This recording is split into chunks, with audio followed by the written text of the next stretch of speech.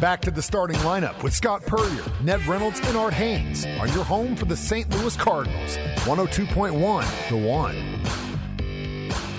Mr. Purrier continues his vacation out in Arizona. In the meantime, welcome back to the starting lineup. Ned Reynolds along with Dwight Glenn. And indeed, Guy Newcomb is with us. I am. I forgot to turn my mic on, but yeah, I'm here. We thought you'd been rendered moot at the moment. Anyway, the fact of the matter remains Dustin Larsen is our special guest, and he has more than just a few things on his mind, but the primary factor is that the Strafford team, which is nothing short of outstanding, playing Cardinal Ritter today at 12 noon. Coach, how do you feel about this game? What kind of a challenge does Cardinal Ritter present to you? We're super excited for the opportunity. We got all the respect for Cardinal Ritter. They have a great basketball team, but we feel really good about our team and how we've prepared this season. And I think our kids are excited and ready to compete and represent Southwest Missouri. What is the health factor on your team, especially your daughter? Elsie is out and won't play today. She did come with an ACL, suffered that ACL in the district championship game, so she will be with us in strong spirit and leading and just being another assistant coach and directing, where she usually does that from the court, from the point guard position. She's going to have to help do that from the seat next to us. So she is allowed on the bench with you? Yeah, when you're on the roster, you're allowed to be, on the bench. So she'll actually dress today.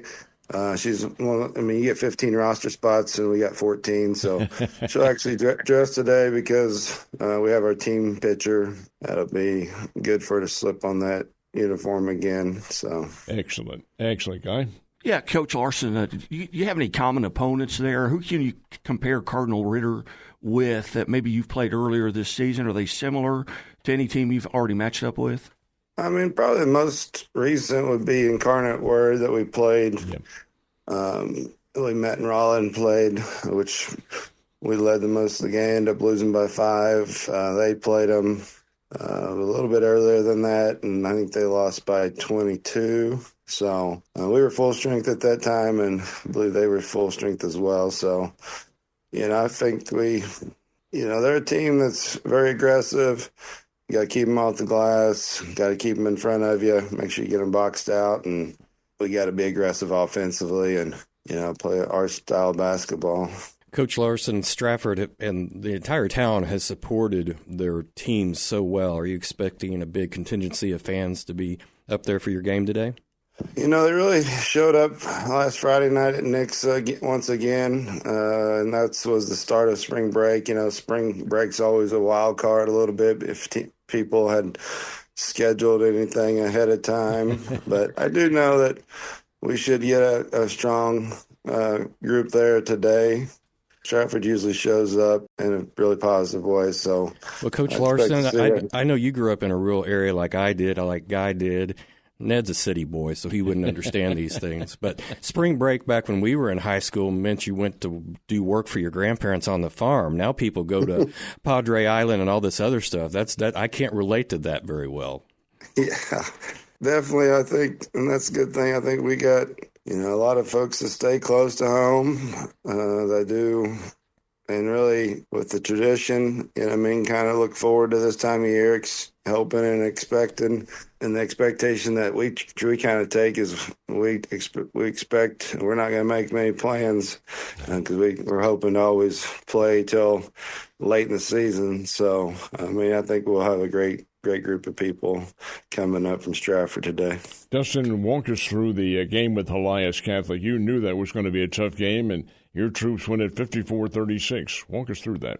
The last game we played was... I beg your pardon. I'm looking at the schedule wrong. Yeah, what is your last game?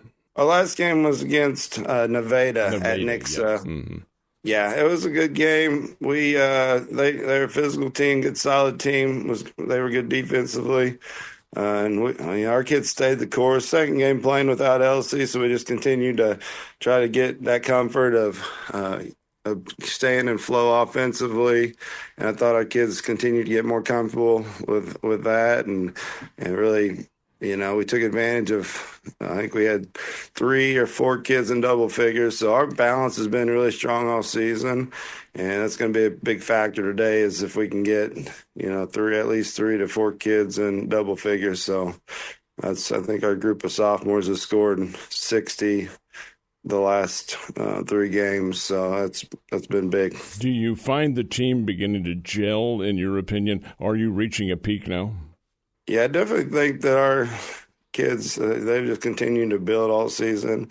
And that's one thing. They've been a great practice team. They've really focused on growth and improvement each day, never getting too far ahead or getting down too much. but really embracing the opportunity of growth each day with each other and just focusing on the team and putting the team before themselves. And I think that's really got us in a place of playing some pretty confident basketball right now.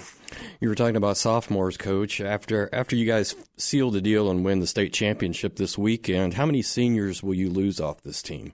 We have 5 seniors.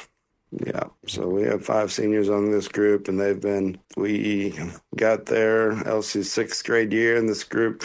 Immediately, they really took to what we were doing, and they've been a really great group of kids. It's been awesome to see this group of seniors. Their just growth as people, not only as basketball players, but just to see their belief in the growth of improvement of really just a group that puts, the team above all. And when you're trying to accomplish something like we're trying to accomplish here, really is a key factor.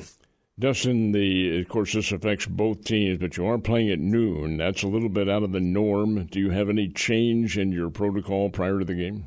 No, like I said, the kids, we just wrapped up breakfast. We're getting ready to have about a 50-minute practice. Then we'll go, and Donovan and Benton are the other 2 teams. They play at 10 o'clock, so we'll watch the first half of their game and then make our way to the locker room and then, have the team picture and be ready to go. So it'll be a pretty good routine. And with the type of schedule we played this year, we played 11 a.m. game at the Sophie Classic here in Columbia as well. So a lot of the things that we've done throughout our season, I think has kind of prepared us for this moment and being prepared and kind of be able to play at any time of day. Well, Strafford has such an illustrious history under your coaching and previous coaches. We know that they'll do very well and wish you an awful lot of good luck. And thank you very much for taking time to be with us.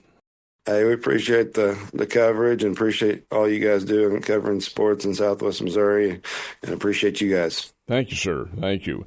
That's Dustin Larsen, the head coach of the Strafford Lady Indians, and they do play at 12 noon today.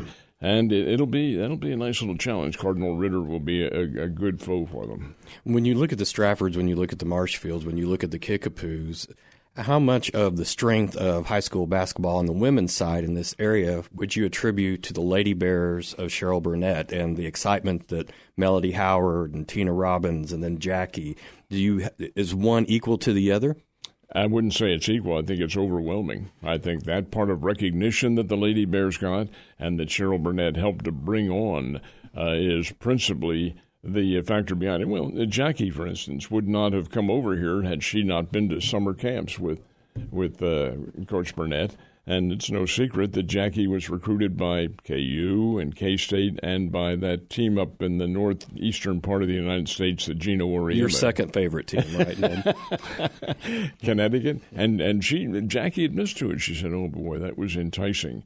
She went to sleep thinking about that and decided the next morning that Missouri State would be. This is a hypothetical. It's not a fair question, so that's why I'm going to ask it. NIL money today, would Missouri State... We know that Jackie wanted to be close enough where her parents could come watch her. She wanted to stay close to Kansas. But if somebody was throwing a life-changing amount of money at Jackie or at any of these talented women players that the Missouri State's had through the years, would they have been able to have been cohesive and play together for 4 years? Boy, that is a hypothetical question. I would think they would be for no other reason than the fact that Jackie is a team player and was a team player. Yes, she was the leading scorer in the nation for that matter.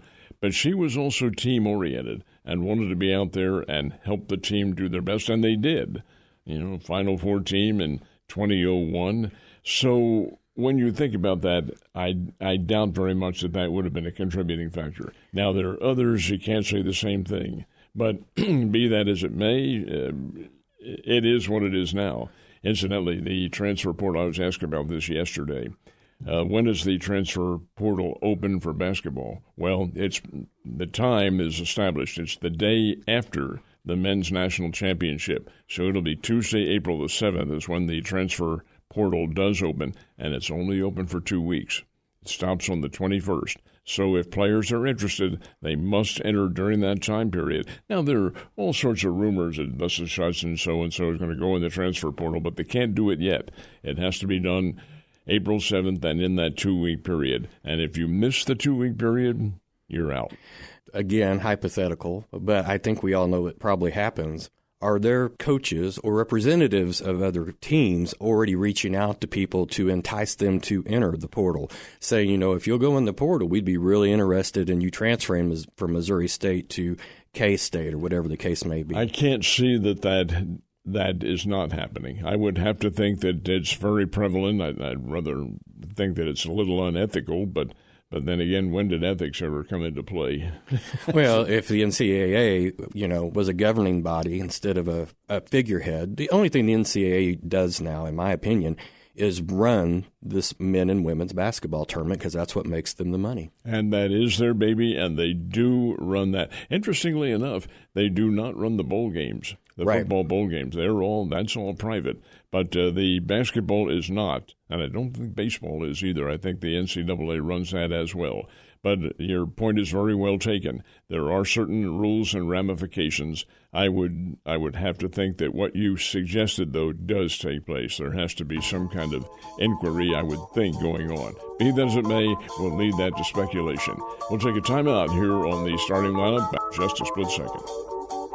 You're listening to The Starting Lineup with Scott Purrier, Ned Reynolds, and Art Haynes on 102.1 The One.